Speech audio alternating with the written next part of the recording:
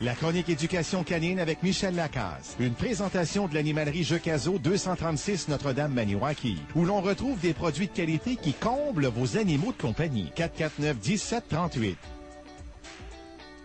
C'est la chronique avec notre bon ami Michel Lacaze. Bonjour Michel. Bonjour. Comment vas-tu? Ça va très bien, c'est beau aujourd'hui. Michel, parlant d'argent, avoir un chien, ça coûte quelques sous, hein? Oui, on parle de ça cette semaine parce qu'on ne dira jamais assez, hein? Les chiens et les chats ne sont pas des meubles. Mm-hmm. Ce sont de petits êtres vivants qui demandent à ce qu'on les nourrisse, qu'on vienne répondre à leurs besoins, qu'on s'en occupe en cas de maladie aussi. Et comme l'automne est une période de l'année où il y a beaucoup d'adoptions, ben, je me suis dit qu'il serait peut-être bien de parler de budget relié plus spécifiquement aux chiens, évidemment. Comment ça peut nous coûter par année et est-ce qu'on peut se le permettre? Je pense que, Anne, ça va aider les gens qui veulent en faire l'acquisition, peut-être. Oui. Il y en a parfois qui sont surpris, puis pour des raisons budgétaires, qui finissent par se départir de leur animal. Donc, c'est un petit peu la raison pour laquelle on parle de ça.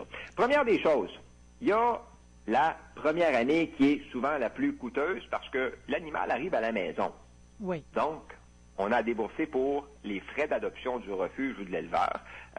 Le premier examen chez le vétérinaire, hein, les fameux premiers vaccins si c'est un chiot, la stérilisation et bien sûr aussi les accessoires, c'est-à-dire les bols, les jouets, le petit lit et ainsi de suite. Évidemment, si on décide d'opter pour un chien qui provient d'un refuge, on économise beaucoup puis on fait un beau geste, on va quand même le dire parce qu'on lui donne une seconde chance. Et puis ça, c'est merveilleux. Il y a de très bons chiens dans ce type d'endroit-là, dans les refuges, et faut le préciser, on trouve de petites perles parfois.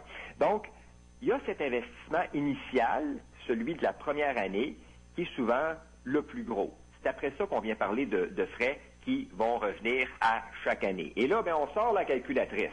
OK. OK? Parce que là, c'est vraiment ce qui nous intéresse. Là, on a acheté le chien. On a acheté le chien, là, OK? Alors, on y va. Pas fini. Pour commencer, il y a la fameuse nourriture. On s'organise pour donner un produit qui est de qualité. Ça, c'est important. On veut un chien qui est en bonne santé, alors on va suivre les conseils du vétérinaire et on y va vraiment avec ce qu'il nous propose. Combien ça peut coûter? Et ça dépend évidemment de la race. Et de la grosseur. Ben oui, un Shih Tzu, ça mange pas autant qu'un berger allemand. Non.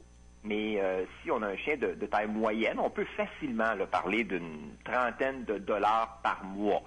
Il y a aussi les gâteries qu'on doit ajouter, là, ce qui inclut les biscuits. Donc, on peut peut-être rajouter, je sais pas moi, une quinzaine de dollars à peu près. Ça peut quand même aller assez vite. Et déjà là, on est rendu à 45 dollars par mois. Les jouets aussi, est-ce que notre animal en a besoin absolument de 25 dans la maison? Parfois, je vois ça. La réponse, c'est non. Mais il doit au moins y en avoir une dizaine qu'on va alterner et qu'il aime. On va lui en laisser 3 ou 4, puis à chaque mois, on va les changer. OK. Comme ça, ben, le chien a moins de chances de se tanner. Avec les os agrugés, je pense qu'on peut peut-être calculer à peu près 50 dollars par année pour un chien qui n'est pas un gros destructeur. Encore une fois, là, vaut mieux privilégier les produits de bonne qualité. Pour ça, ben, on choisit les jouets qui sont vendus dans les animaleries et on s'informe. On veut rien que le chien pourrait détruire facilement et avec quoi il pourrait finir par s'étouffer. Alors, prudence, j'ai déjà vu ça. Okay. Troisième des choses, les visites chez le vétérinaire. Oh là là. Oh là là, moi, il n'est pas rare qu'on me demande mon avis à savoir s'il faut faire examiner son chien à toutes les années, le faire vacciner aux bonnes dates lorsque la petite carte nous est envoyée par courrier. Moi, c'est une bonne question, ça. Oui, ben si les produits contre les vers du cœur sont importants et ainsi de suite. Malheureusement, là, moi, Anne, je suis pas en mesure de répondre à ce type de questions-là. Okay. Pourquoi? Parce que je suis pas un professionnel de la santé animale. Il n'y en a qu'un seul, puis c'est le vétérinaire. Donc, on en discute avec lui. Moi, je suis éducateur canin. Je sais que ça coûte cher, là, des visites chez le vétérinaire, mais faut se dire que le médecin vétérinaire a des locaux payés, de l'équipement, du personnel. Bref, c'est un petit peu comme une clinique médicale privée pour l'humain. Et c'est ce qui explique pourquoi on en sort parfois avec des factures qu'on trouve salées, des factures qu'on trouve élevées. Oui, mais laissez-moi vous dire, lorsque votre chien est malade et que le vétérinaire réussit à le remettre sur ses 4 pattes, là, vous êtes content. Ben absolument. C'est pour ça qu'il faut peut-être prévoir un 250 annuellement.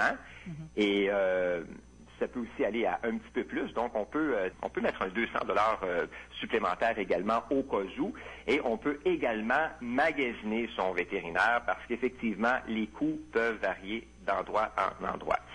Il y a aussi l'éducateur canin à qui on doit penser. Oui, c'est vrai, c'est vrai. Ça, ben, c'est pas un luxe, hein, surtout si on en est vraiment notre premier chien, parce qu'on est là pour guider les gens, les aider avec les bonnes méthodes d'entraînement et aussi régler certains problèmes de comportement. En ce qui me concerne, moi, je rencontre les gens à domicile, mais il existe aussi des endroits où on peut avoir des cours de groupe. Alors, ça peut varier au chapitre des prix, selon les besoins et ce qu'on veut. Mais on peut prévoir, là, à peu près, un 300 $ pour les cours de commandement de base, la propreté également. Et si le chien a un problème de comportement, ça peut arriver, ben là, c'est du cas par cas et il faut évaluer. L'important dans tout ça, c'est de faire appel à quelqu'un qui a une formation reconnue, qui se tient à jour sur à peu près tout ce qui se fait dans le domaine et qui travaille en renforcement positif. Ça prend ça. C'est important. Et il faut aussi que ça clique avec l'éducateur et qu'on ait confiance en lui. Donc, on pourrait peut-être mettre pour la vie du chien, là, 400 $, là, je crois que c'est raisonnable. Évidemment, si le chien est agressif et ou a d'autres problèmes de comportement, ben là, il faut mettre un petit peu plus que 400 $. Il y a le fameux toilettage qu'il ne faut pas oublier. Eh ben oui, ça, c'est important, dépendamment encore là de la sorte de chien. Ben oui, on veut tous avoir le plus beau des pitous. Puis, ben justement, ça peut varier. Un chien à poil long va avoir besoin de plus de soins que d'un chien à poil court. Je sais qu'il y a des gens qui réussissent fort bien à s'occuper de tout ça. Donc, jamais le chien a à se rendre chez le toiletteur. Mais pour ceux qui ont vraiment aucun talent comme moi, c'est une bonne soixantaine de dollars aux 2 mois et demi à peu près, mais parfois on n'a pas le choix. Je crois que c'est à prévoir lorsqu'on choisit la race du chien pour ne pas justement se retrouver avec du toilettage aux 2 mois, ce qui pourrait devenir quand même assez coûteux. Et puis en terminant, autre petite chose, l'enregistrement près de la ville, la fameuse licence. C'est pas très très cher. On peut parler d'une quinzaine ou vingtaine de dollars à peu près par année selon l'endroit. Et c'est important que le chien la porte parce que c'est ce qui va faire que si un jour il se perd et qu'on le retrouve, bien, on va pouvoir communiquer avec le propriétaire.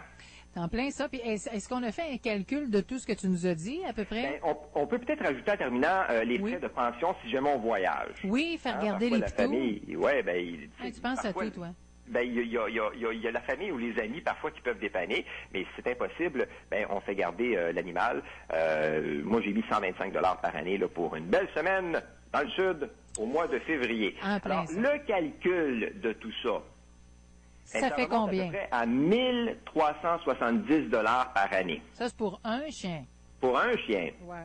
Alors, on peut peut-être mettre un 2100 $ pour 2 chiens.